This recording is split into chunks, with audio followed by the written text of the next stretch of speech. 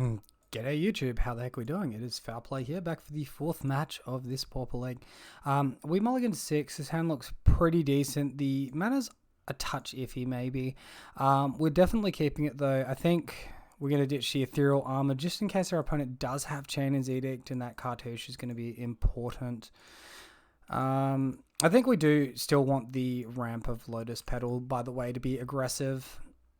We can fix our mana later with Abundant Growth. Opponent, Luminarch Veteran. Alright, so we'll chuck that one down there. Find Ethereal Armor. And I see no reason not to throw that one down and attack for 6. Opponent plays Raffine's Informant, enters, gains life. I think we can potentially aggro our opponent out. The issue could come in here is if they start playing Dawnbringer Cleric, blowing up our enchantments. That can hurt. They can add up real quick. Opponent discards a Plains with the Informant trigger, attacks us for 1. So we go to 19, plays 15. We find Ash Barrens. So I guess we'll go ahead and cycle that in our opponent's end step. The missing the land drop's not going to matter because our deck curves out at 3 anyway, and we can only draw 1 card next turn. I guess the point... No, it's just not going to matter. Opponent concedes. Alright, well that was a good quick game 1. On to sideboarding. Reminder as well, guys, if you do find this video entertaining or informative, please consider liking, commenting, or subscribing. Alright, so we see sort of a similar deck to what our opponent could be up to with Luminarch Veteran, Thrabian Youth, Spirited Companion, Inspiring Overseer, etc. So that looks like they just want to draw a lot of cards and do a lot of stuff. So sideboard interaction, Celestial Flare would be a giant blowout, and also Revoke Existence here. So I guess we want to try and play around that. I mean, that's going to be fun. So the problem with sideboarding here is if we bring in our Young Wolves, for example, our opponent has Revoke Existence, so we really want our Aura Density. But if we don't bring them in, we're relying on like cartouche tokens to help attack through. I think maybe bringing in 2 Young Wolves, -1 Mask, 1 Lotus Petal, and I think that's reasonable. Hey, this hand's pretty good, keep. If our opponent interacts with us a lot, maybe it's less good, but we find the Cloak. Oh, and perfect mana too. This is lovely. You love to see it. Okay, opponent's Core Skyfisher. No targets. Another Ancestral Mask. Wow. We're drawing some good stuff.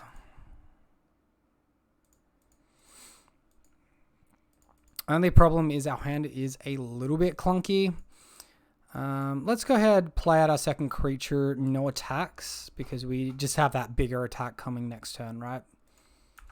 Alright, opponent, another Core Skyfisher. Bouncing their own land, attacking in. I mean, yeah, no blocks. We are good with this. So I think our Ancestral Mask is the less important effect here.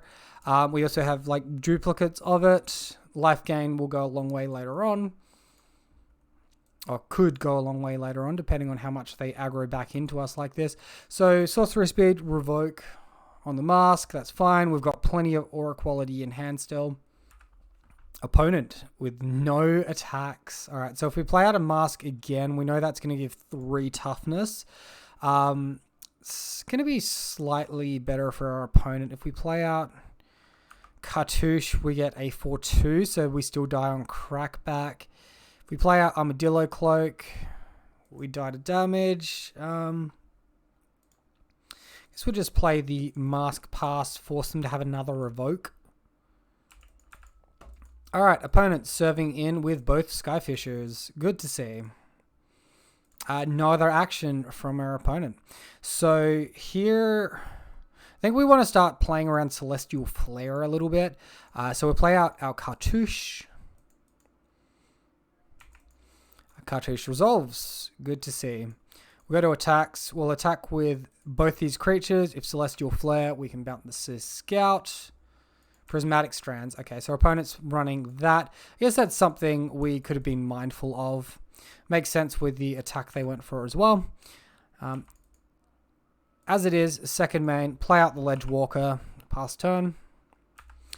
Alright, opponent plays Thrabian Inspector now. I assume the core fishes are attacking. Instant speed, they'll tap the Inspector to flashback Prismatic Strands. Plays another Skyfisher. Holy smokes. Returning the Inspector. Alright, so attacks in the air. Opponent really looking to chain together multiple prismatics here. Alright, so don't really think we have a choice. We'll start going in on our Scout. We just have to hope they don't have a second Prismatic Strands or we lose and go to game 3. Alright, so this will be close to forcing lethal. 1 damage short.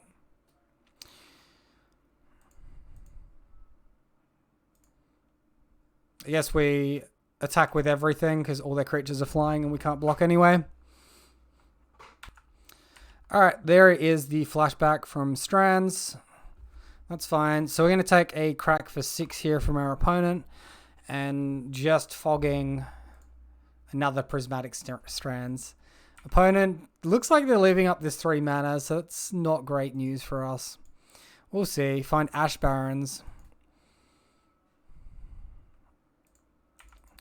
Attack for lethal. That's a concede. Okay, with that information, Flaring Pain, good. We'll take out the Young Wolves because we did not see any Celestial Flares. We'll submit the deck and get back into it. The great thing about Flaring Pain as well, even if they're to cast a second Prismatic Strands in response, because of the way that it layers, they can cast 6 Prismatic Strands and it doesn't matter. The damage still can't be prevented. We still get to hit through. Alright, we see this 7 with decent mana. The auras are pretty iffy though. Not like entirely sold on keeping this. I think we could possibly do better. We're like looking at ditching a Ledge Walker and a land for like 1 aura. I think it's almost too greedy.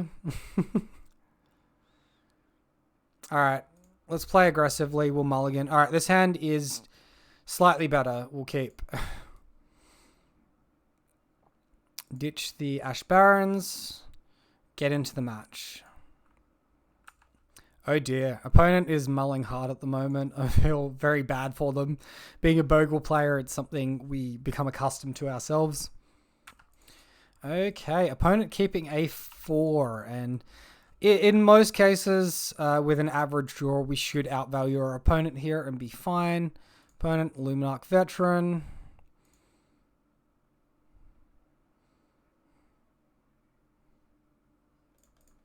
I think we just Abundant Growth, look for Aura. Look to play Aura. I mean, that's not an Aura, but I'm definitely not complaining. That's an extremely good card to have. Alright, Dawnbringer Cleric. You're kidding me. They're going after our mana. God damn it, man. Alright. I think... This is disturb.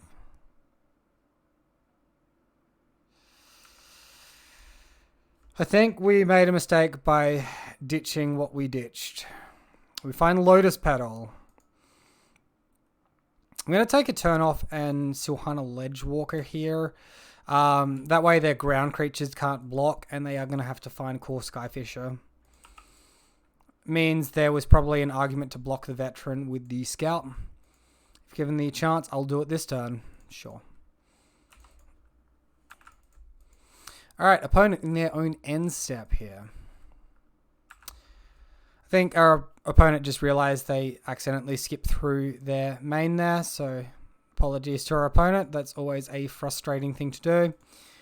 Alright, so Utopia Sprawl for white. Armadillo Cloak here. Armadillo Cloak should be good. They're going to have more Dawnbringer interaction. Additionally, they could also have Ephemerate, which would be pretty strong for them because then they destroy Utopia Sprawl next turn too. No Ephemerate. All right, good. Good. This Dawnbringer card is very terrifying for me. Plays Luminarch Veteran. I guess they're disturbing this one. Another Dawnbringer Cleric. God. Oodles of value. Gaining life. Destroying our best thing. So not surprisingly, they go after Armadillo Cloak. Alright. We've drawn one aura and it's been Utopia Sprawl. Let's hope our deck gives us a little help this time. That is a little help.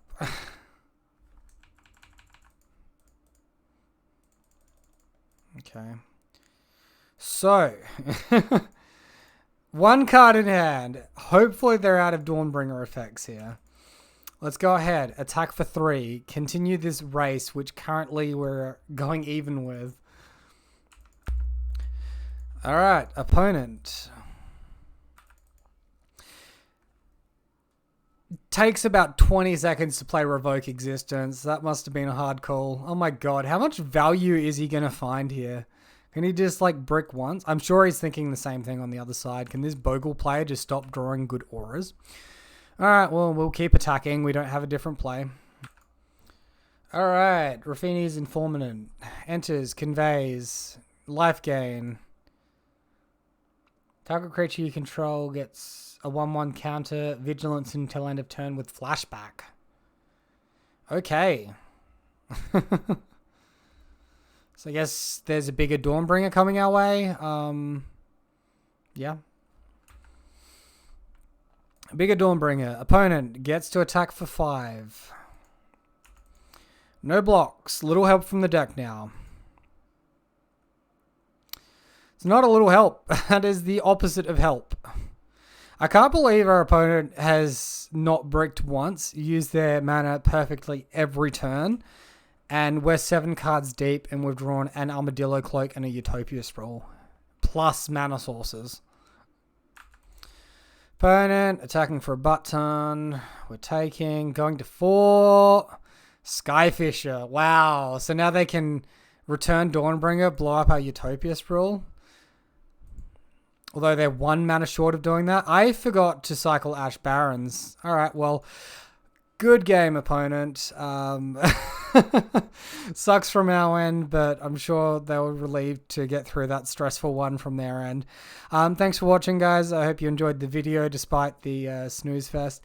If you did enjoy watching, please consider subscribing. As always, until next time, have a great day.